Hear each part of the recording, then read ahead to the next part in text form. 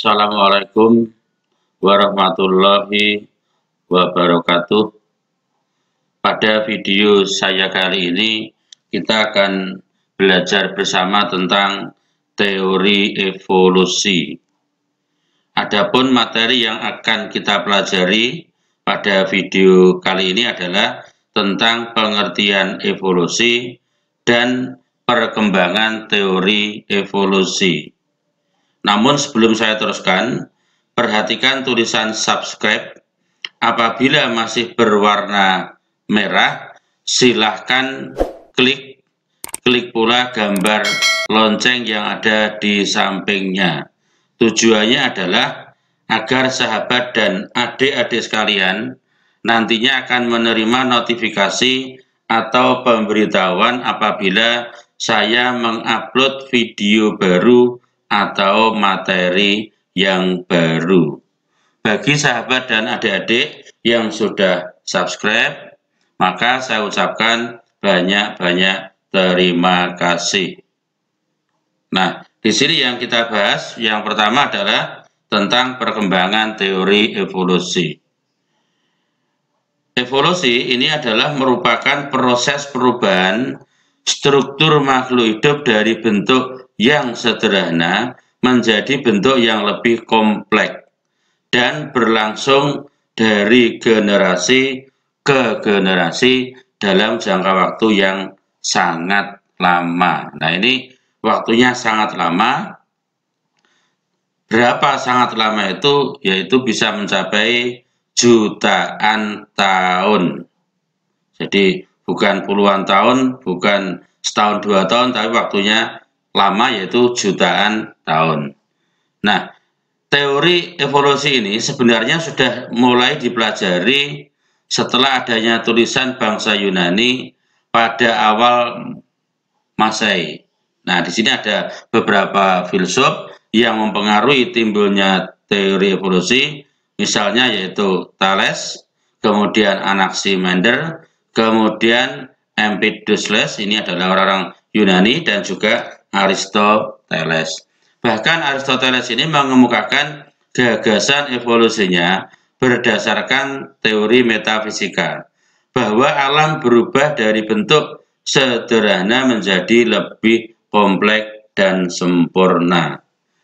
Kemudian, ilmuwan yang paling mempengaruhi perkembangan teori evolusi yaitu Charles Robert Darwin. Sehingga Darwin ini dikenal sebagai bapak teori evolusi. Nah, di sini ada beberapa faktor yang mempengaruhi teori evolusi Darwin. Misalnya adalah perubahan batuan. Nah, perubahan batuan, pulau, dan benua dapat mempengaruhi kehidupan makhluk hidup. Nah, pendapat ini dikemukakan oleh Charles Lyell.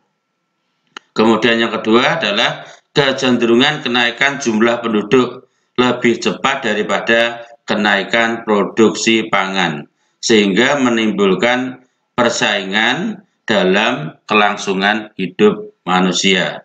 Nah, pendapat ini dikemukakan oleh Thomas Robert Malthus.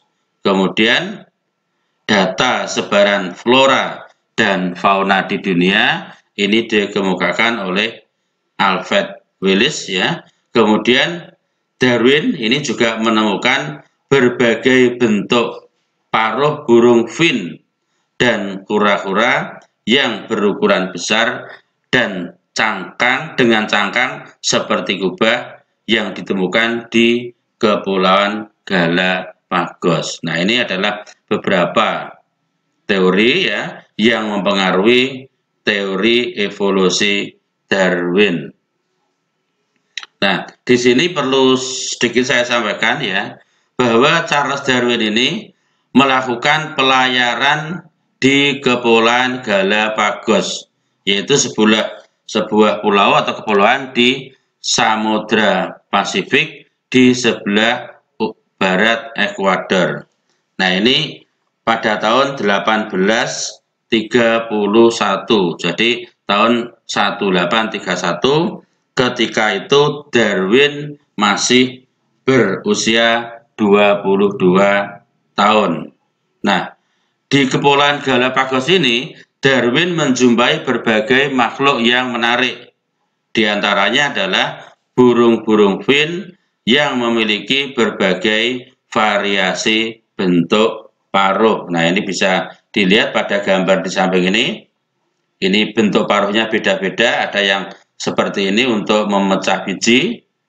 Nah, ada yang memecah biji yang keras ya, kemudian ini adalah untuk membuka biji kaktus. Nah, ini diperhatikan mulai dari atas ke bawah. Nah, ini bentuk paruh burung ini berbeda-beda atau bervariasi. Nah, menurut Darwin bahwa dari berbagai macam paruh burung fin ini berasal dari satu nenek moyang yang sama. Ini adalah moyang burung fin yang berasal dari daratan Amerika Serikat. Jadi berbagai macam bentuk paruh ini menyesuaikan jenis makanannya.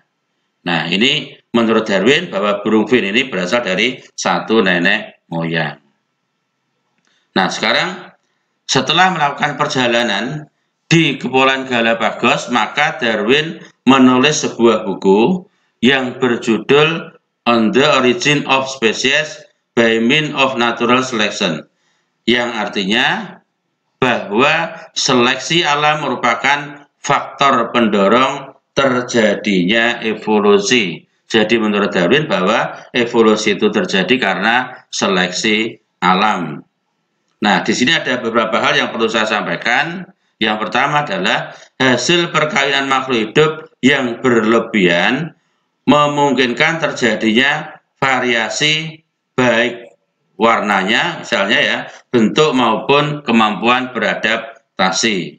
Kemudian yang kedua, ada beberapa faktor pembatas di alam yang mempengaruhi populasi. Nah, faktor pembatas itu antara lain misalnya ada bencana alam, ada penyakit. Nah, kemudian juga faktor dari daya tahan individu itu sendiri. Ini oleh Darwin dikatakan sebagai faktor pembatas. Kemudian yang ketiga, tingkat kesuksesan perkembangbiakan pada makhluk hidup ini nanti menentukan pertumbuhan populasi makhluk hidup. Nah, kemudian yang keempat, individu yang mampu beradaptasi akan mewariskan sifat-sifat yang unggul pada generasi berikutnya. Sebaliknya, apabila makhluk hidup atau individu itu tidak mampu beradaptasi, maka dia akan punah. Ini adalah beberapa di antaranya yang ada di dalam bukunya Charles Darwin. Nah, kemudian yang berikutnya adalah teori Darwin tentang evolusi ini didasarkan pada pokok-pokok pikiran sebagai berikut. Nah, ini yang mendasari teori Darwin. Yang pertama, tidak ada dua individu yang sama. Artinya, kalau mirip ada, tapi sama persis tidak ada. Nah, ini faktanya seperti itu ya. Kemudian yang kedua, setiap makhluk hidup mempunyai kemampuan untuk berkembang biak. Kemudian untuk berkembang biak ini membutuhkan makanan dan ruang yang cukup. Ini merupakan kebutuhan dasar dari makhluk hidup, yaitu makanan dan ruang yang cukup. Kemudian yang keempat, bertambahnya makhluk hidup tidak berjalan terus-menerus. Mengapa? Tadi di depan sudah saya katakan, karena ada faktor pembatas.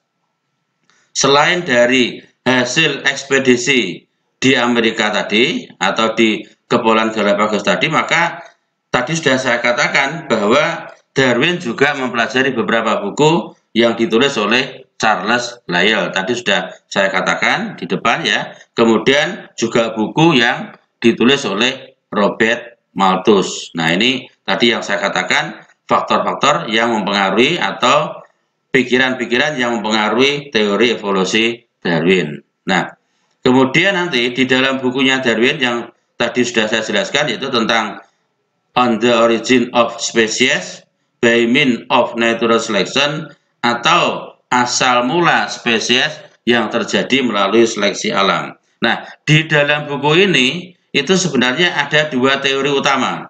Yang pertama, bahwa spesies yang hidup saat ini atau hidup sekarang ini berasal dari spesies yang hidup di masa lalu atau di masa lampau. Kemudian yang kedua, seleksi alam merupakan penyebab evolusi adaptif. Artinya bahwa seleksi alam inilah yang menyebabkan terjadinya proses evolusi.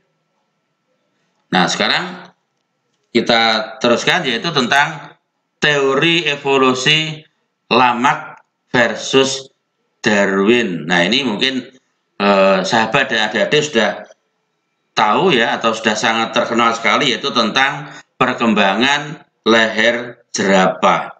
Nah, yang pertama adalah menurut teori Lamarck. Menurut Lamarck ya, bahwa perubahan suatu individu disebabkan oleh lingkungan dan bersifat diturunkan. Sebagai contoh, perhatikan gambar bahwa jerapah ini dulunya, awalnya ya, gambar yang paling kiri ini ya, lehernya adalah pendek. Jadi jerapah itu dulu lehernya pendek. Kemudian kenapa bisa menjadi panjang? Karena kebiasaan memakan daun-daun dari pohon yang letaknya tinggi. Nah, diduga jerapah tersebut memanjangkan lehernya untuk mendapatkan atau untuk mencapai pohon yang semakin tinggi. Kemudian ini terus-menerus dilakukan, kemudian beradaptasi sehingga leher jerapah menjadi panjang. Kemudian sifat ini atau sifat leher panjang ini diteruskan kepada generasi berikutnya. Jadi ini menurut pendapat Lamarck bahwa jerapah itu awalnya berleher pendek. Nah, sekarang kita lihat menurut teori Darwin. Ini sama ya, ini perkembangan leher jerapah menurut teori Darwin. Menurut Darwin bahwa jerapah itu ada dua, ada yang berleher pendek, ada yang berleher panjang. Nah, karena di sini yang dicapai adalah daun di pohon yang tinggi, maka yang dapat mencapai daun tersebut adalah jerapah yang berleher panjang. Sedangkan jerapah yang berleher pendek tidak mampu mencapai daun di pohon yang tinggi. Apa akibatnya? Akibatnya adalah jerapah yang berleher pendek ini akan mati. Sedangkan jerapah yang berleher panjang ini akan tetap hidup. Karena apa? Karena mampu mencapai pohon yang tinggi, atau dengan kata lain, jerapah yang berleher panjang ini lebih sesuai dengan lingkungan. Ya, jadi jerapah yang berleher panjang ini mampu beradaptasi dengan lingkungan sehingga dia tetap hidup, tetap survive.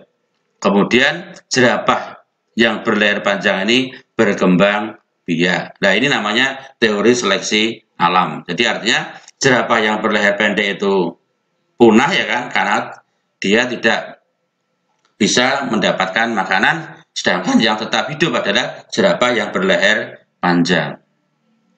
Nah, sekarang yang ketiga, ini adalah evolusi menurut August Weismann.